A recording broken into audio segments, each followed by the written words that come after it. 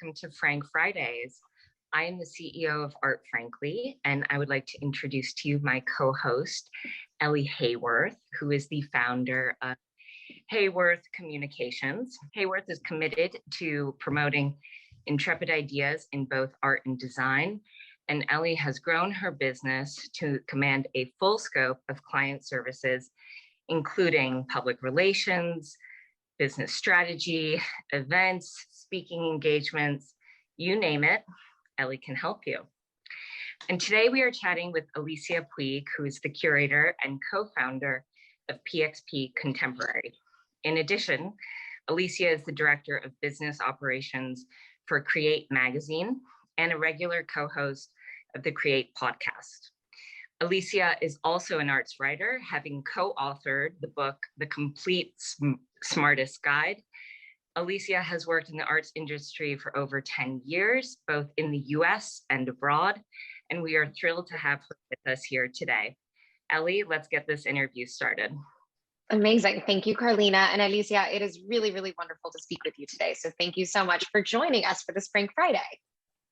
Thanks so much for having me. It's been an honor. I mean, you guys did an interview with me, I think it was last June or July, last summer sometime. And I've seen the interview since then, and I really feel, again, so honored because I'm among such great company. Oh, well, thank you. Yes, we've enjoyed having this series, and I think it's just going to be a great and meaningful conversation. So thanks for taking the time. So I'll just go ahead and kick us right off. As Karlina mentioned, you are the CEO and co-founder of an online platform, PXP Contemporary, but you also work as the director of operations with Create magazine. So I would be curious just to hear, you have an editorial platform as well as both a curatorial and a kind of dealership platform. How do you see those influencing each other? How are they distinct from each other? Just tell us a little bit about the relationship between those roles. Sure. So as you might imagine, they work together in a lot of ways, but they're also very different in a lot of ways. So I like to think, well, Create is really the umbrella company and PXP falls under that. So my business partner, Kat Popova, she started Create back 3, 4, or 5 years ago now, maybe more. And so I've been working for her for some time. I started out as a writer and then eventually moved up to director of business operations. And the mission behind Create was always to serve emerging artists. And eventually we really tapped into that and leaned into it a little more and realized that they didn't just want a place where they could have interviews and features, but they also wanted a place to sell. And then that's where she kind of finally pushed, but gave me that push of, Alicia, you're ready. You've been working in galleries for over 10 years. You need to start your own now. And she's, you know, kind of my silent partner because I've really been taking on my own for the past year and a half or so. But of course, having the partner of Create also gives us a lot of opportunity to promote the artist. So it really works hand in hand in a lot of ways. But thinking about how they're different, I mean, my roles really are different for the two things. So with PXP, it's a lot more business focused. You know, I'm thinking about analytics and SEO and a lot of really digital things versus with Create right now, I'm actually more, that's where I get to do my creative side. You know, I get to write, I get to interview. So that's kind of been the fun part for me. And that's been my creative outlet, especially over the past 6 months or so, where we're not doing as many, you know, art fair partnerships and those kind of business things and reaching out to stores because that's just not relevant right now. And I've been, again, leaning more into the creative side, so doing more content and more interviews and features and that kind of thing, which I absolutely enjoy. So I think that kind of gives a brief overview of the breakdown of how those two roles work together. Yeah, no, I think it absolutely does. And I also think it gives a great kind of synopsis on the spectrum of needs for contemporary living artists. You know, as kind of a fellow arts, you know, multi-hyphenate arts consultant, a lot of the times, you know, artists come to you and they want to tell their story and they're so excited to get their art out there. And so Create magazine functions as that platform. But then having something like PXP, you know, usually the second question is, okay, great. Now, how can I promote? What marketplace can I get my art out there? And so I think you guys were very bright and very, very savvy in creating this kind of, you know, multifaceted approach to art services. So I appreciate hearing a little bit more about all of that. Thank you. Of course. Well, I think a lot of the conversations that we've been having for these Frank Fridays are individuals who have been either challenged with or struggling to learn how to kind of become digitally savvy as we were transitioning to a more virtual reality. I'm curious to hear, just, you guys are digital natives and PXP is, a digital platform. So how did you maybe kind of get ahead of the curve a bit? And also, as everybody started to become a bit more savvy in the digital sector, what have you done to try to distinguish yourself or stay ahead of that curve? Yeah, so on this one, I really have to give her flowers to Kat, because she was the pioneer in that regard. She started to create, like I said, a number of years ago, before there was really a lot of independent magazines like that. And also she, built the Create platform on social media, and then I came in and just helped it grow. And so when it was time to start the gallery, it just kind of felt very natural that it would be online as well. It also made sense for me personally because I've lived in like 5 different places in the last Sure. 6 to 7 years. So there's just no place that we really thought we could have a physical location, not to mention the costs associated with it. So like you said, it was just like a natural fit that was our strength and our background, and we really played to that. And so then when we launched in 2019, we had that full year to grow as an online platform. So in 2020, when the pandemic hit, we weren't playing catch up. We really kind of had worked a lot of the kinks out and figured out a lot of the things that then galleries had to struggle and catch up to, and struggle to figure out and catch up. And then in that time, so since then, I've then been able to double down. So I mentioned, I'm interested in things like SEO. So I hired someone to help me with that. I mean, we're a really small platform. It's really basically run by me, but I thought to kind of get ahead even more and to really invest in those kind of things before that was really part of the conversation. So I don't know how we did it and how we knew in advance, but it's been working out really well. So I guess thanks to our former selves for knowing those things and being willing to take chances on being fully online before it was really a thing. No, it's amazing. And it's very forward looking. And I think it's also, going back to serving the artist's needs, not all the artists are, all sitting in New York City working in the same community, or, I know you're from Philadelphia. They're not all sitting in Philadelphia working together. I mean, this online world actually gives you the opportunity to create a community in a way that's a lot more kind of amorphous and even democratic to a certain degree. So I think, you guys definitely had the foresight. I think, a lot of galleries that can end up then being kind of tied to their location. And in that regard, I do not have to think about that. I have artists from all over the world, from New Zealand to, some in New York, some in Canada, but like really everywhere. So it's been great. And I love that we have the capacity to serve them because, especially now, they can't be tied to a physical location because a lot of them still aren't open. Yeah, no, that is exactly right. And I think all of this lends itself to, what kind of my next question was going to be is about the building of relationships. And so at the end of the day, PXP Contemporary, while you have all of these like very, I think tangible business functions, at the end of the day, artist management and being a marketplace for artists is all about relationships. So I'd love to hear a little bit about how some of these relationships came about, and just who you choose to collaborate with, and what kind of that criteria is. Thanks for this question. I actually I have a lot to say about it. I mean, I've been lucky that even from the beginning, we started with such an incredible roster of artists. I mean, I'm still to this day floored by the fact that a lot of them said yes to these 2 young girls who, I mean, yes, we both had experience in the art world, but I mean, we had no experience running a gallery before, like ourselves. I mean, yes, I'd worked in them, but it's quite different when it's your business. So like I said, just very honored and grateful that we had such immense talent from the very beginning, and we've continued to add to that. So, I mean, with that, there's a lot of trust. I think that's the biggest answer, especially because both Kat and I have also been burned in the past. So it's not that, I wouldn't say that we're guarded. We're definitely still very positive and optimistic about people in general, but you do have to be careful. So that's the biggest thing for me, really. I also just honestly love to support artists that are good people. Absolutely. it just feels so much better to make a sale for someone when I know them and know, what a little bit about them and their family, or just about, like I said, just about them personally. So yeah, I guess just kind of those personal relationships that end up being built over time. And yeah, not necessarily the most groundbreaking answer, but really trust is the biggest thing with me. And I think if you have that, great. And we can build off that. We can really go anywhere from there. So No, I think that makes perfect sense. And I also, I mean, there is something so human about, I've always been a very contextual person. I collect, and when I collect, I like to know the artists, I like to know their story.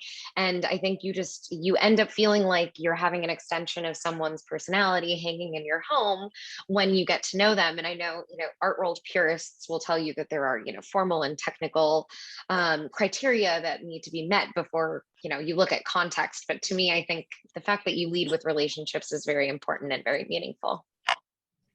yeah.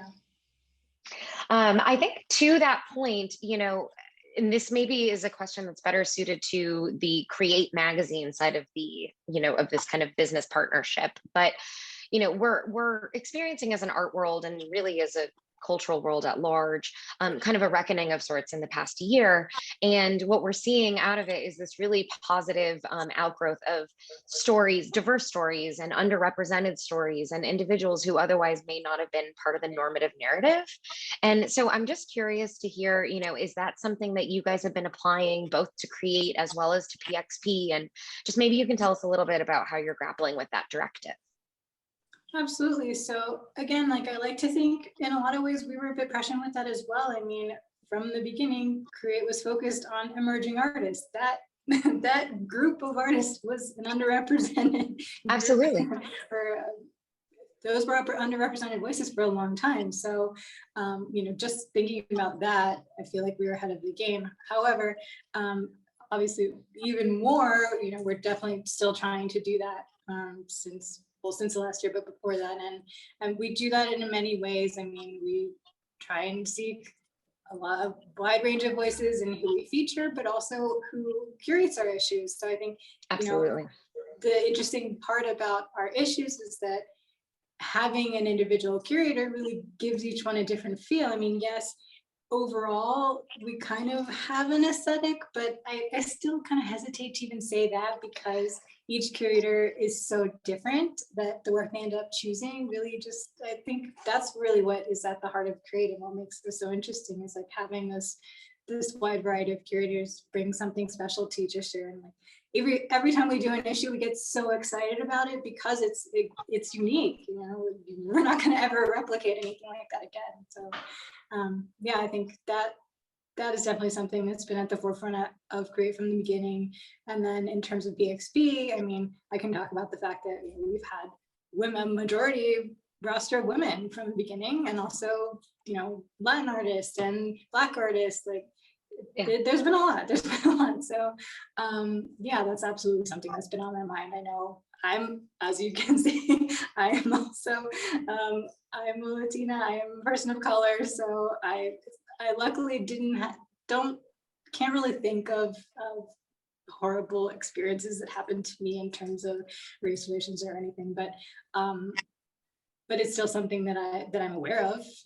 I know that I worked in galleries where I was the only one person of color, that I've been to openings or other events where I was the only person who looked like me. So even if it's not something that happened directly to me, I was always aware of it, and I always wanted my business to reflect a diverse array of voices. So yes, that's absolutely been an important aspect of both businesses. That's great. It's really nice to hear that that's at the heart of both of the companies. From a personal standpoint, I would be curious to hear, a lot of the questions that we've been posing our Frank Fridays participants have to do with, what was a very challenging year, and for many a siloed year in a lot of ways last year. So I'm curious, just how have you personally, beyond the relationships you fostered through Create and PXP, how are you engaging with the arts? Are you out and about going to see any museum shows? Have you, I think we spoke a little bit before we hopped on record here about, some of your collecting practices. Just like, how are you staying connected? Sure. So for a long time, I didn't see anything in person, and it definitely felt very strange. I kind of felt like I took for granted all the events that we would just go to on a yearly basis, you know, going to Miami, going to New York in the spring, and just getting to see art basically whenever we wanted. And so not having that opportunity felt so strange. And I know everyone will probably remember the first time they got to see art again. And I absolutely do, because it was quite magical, and and I use that word because it truly was. I'll tell you the story. So I'm actually now based in Costa Rica. My husband is Costa Rican, so Amazing. yeah, so I'm here in the pandemic. In a lot of ways it's been nice, but it's also been difficult in other ways. And at the National Museum here, in the late fall of last year, they had a solo exhibition by Federico Herrero, who, if you're aware, he's one of the most famous Costa Rican artists here. And I mean, he's very big. He shows with like James Cohen in New York and other major galleries around the world. So I've been a fan of his work for a very long time. And when I saw that pop up and that they were actually having it open to the public, I thought, we have to go. And I mean, Costa Rica is such a small country that we showed up on a random Sunday and he was there. So we ended up getting a personal tour of the exhibition with him there. And he's truly wonderful. And just getting to see the work and having him to talk about it with was, like I said, just truly magical. So I will never, ever forget that in my life. And he was even nice enough to share that one of his mentees was having a show nearby. So we also went to another little show of another artist, a local artist, and he was also there. So we got to see two shows with the artist there, and that was just such a great experience. So in that way, it was really, really cool to just connect again and talk to someone about art in person. But beyond that, it's been very few and far between, because I haven't gone back to the States yet. So it's just been if I can find things going on here.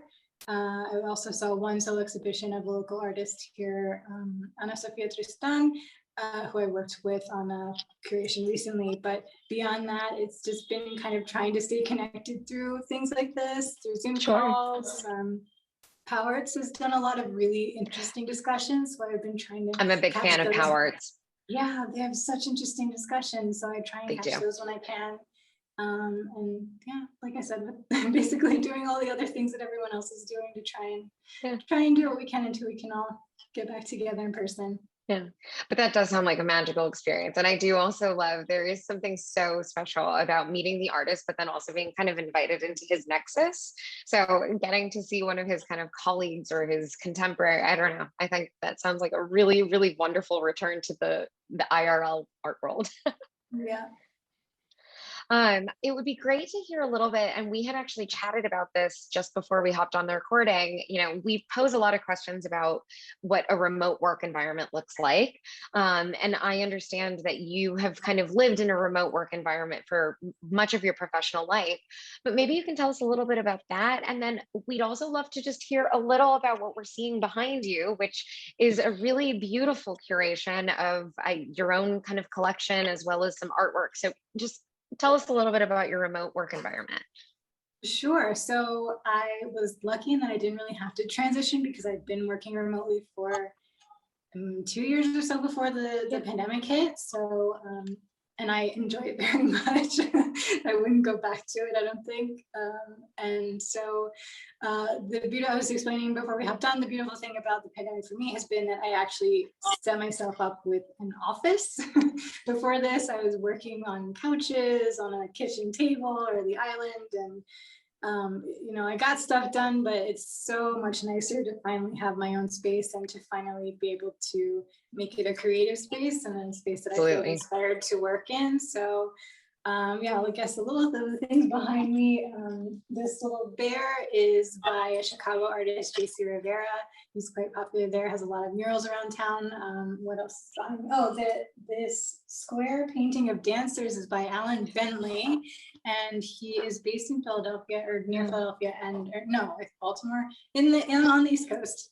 And this was actually the first major piece that I bought for myself in my first gallery job. It was like half of my monthly salary at the time, but I needed to have it. It reminded me of a show of his that I'd seen like a number of years earlier that my mom took me to. So it just kind of had these like ties to nostalgic memories. What else? Oh, I love it.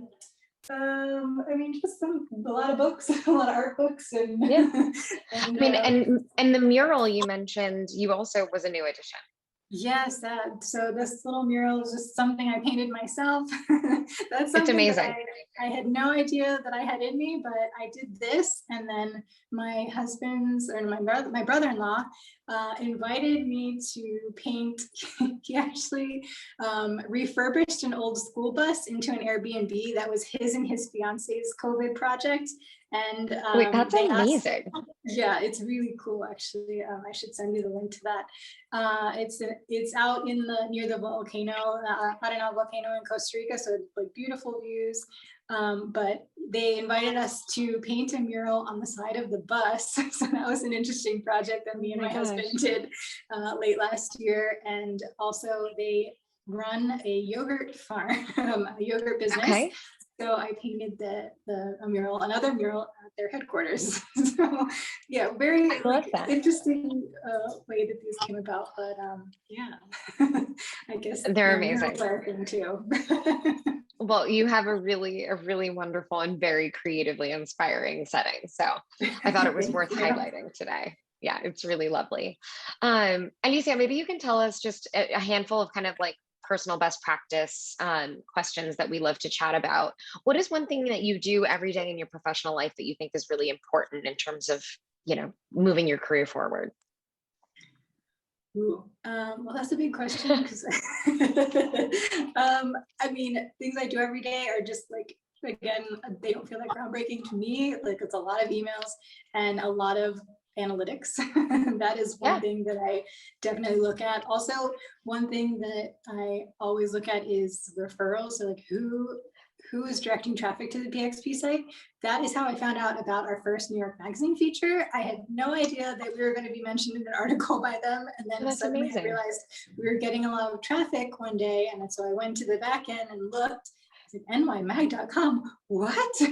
And that's how I found out. That's exciting. Oh, very exciting indeed. Yeah, that is definitely something to celebrate. Yeah, so definitely analytics are one of those boring but necessary things. And yeah, I guess that's a thing that helps grow the business. Gives me the information I need to know. Totally appropriate response and definitely something that people should be mindful of.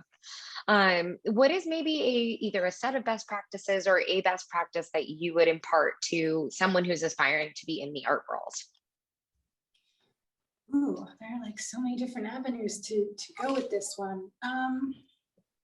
You know, I'm gonna go with a mindset one rather than a brass tacks things. Usually I'm very into the practical advice, but with this one, I think, you know, when I was young and starting out, I just had no idea what I could do. And I think you also get bogged down by other people who say, oh, you studied art, or how are you going to make any money? And the reality is actually we have so many different avenues that we could pursue, and there are so many different opportunities to make your way in this industry. So rather than feel like you're stuck in a box, you really have so much to choose from. And especially now, because the traditional routes, you know, yeah, you hope that you can work for an amazing company that's going to take care of you for 20 years, but I really don't know anyone my age who stayed with the company longer than maybe like 2 years. It's so rare. So it's because they don't feel like there are those kind of opportunities, and instead they're making their own. So I guess the second half of that is, you know, realize that there are lots of opportunities, and don't be afraid to make your own corner of the art world. I think, again, that's what Kat did, and that's why Create really became its own community and has become really successful. And that's also what I'm trying to do with PXP, and kind of really make our own niche. I mean, it's, I guess, yeah, like I said, one of those things, that's been what's been important for me. I know. And I think, I mean, I certainly can relate to that in terms of my career path. I think Karlina and Art frankly can relate to that. I mean, we've all, I think, carved our own niche and our specialization and are very authentic to ourselves in the process. And so, I think, I mean, Alicia, that's a very meaningful piece of advice that we should be offering the next generation. So I enjoy that. We always conclude these interviews with one last final kind of question that sums up everything over the course of the past year. So what is really one takeaway, whether it's personal or professional, that you hope people will hold close to the vest over the course of the next year in light of what we've just emerged from, or I suppose are still emerging from? I mean, I guess going back to seeing art in person for the first time, that we shouldn't take it for granted and really take those opportunities when we have them and try and actually speak to the artists and hear more from people directly. I mean, I think we're all going to be so ready when we can really fully dive back into it. And so I hope that we just kind of continue to keep that in the back of our minds and again, just like stay very present and try and continue to be grateful for those experiences, because now we know that they're not always going to be there. Hopefully we don't have to deal with this ever again, but it could happen. So that's true. Yeah, I hope that ended on a positive. It did. No, it absolutely did. And it seems to have been, I mean, it's a recurring theme. A lot of the conversations that we've had, I think people keep coming back to, at least, we've had the benefit of speaking with really, I think, positive and optimistic and very energized individuals. But I think the common thread is that we need to kind of take pause and just like really be grateful for the fact that we are doing what we love. Also true. I love that. Yeah. Well, I think, that really is a great place to conclude this interview. It has been really just such a pleasure to speak with you. I think, before we even had the opportunity to connect, I mentioned I knew Create Magazine through a number of individuals in my extended network. And so, I want you to rest assured that people know you guys and they really admire the work you're doing. So it's lovely to put a face to the name, and thanks for taking the time today. Thank you so much. It's a pleasure to speak with you.